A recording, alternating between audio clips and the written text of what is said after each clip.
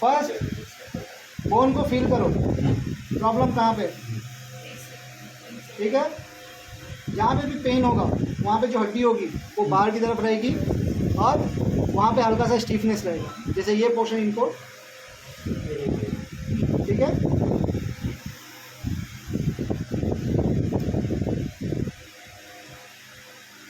थोड़ा warm up करना है, वार्म अप करना है। नहीं वहाँ नहीं, हम तो सिर्फ चेक कर रहे हैं। कोई भी चीज़ को पहले चेक करो ना, उसमें प्रॉब्लम है या नहीं।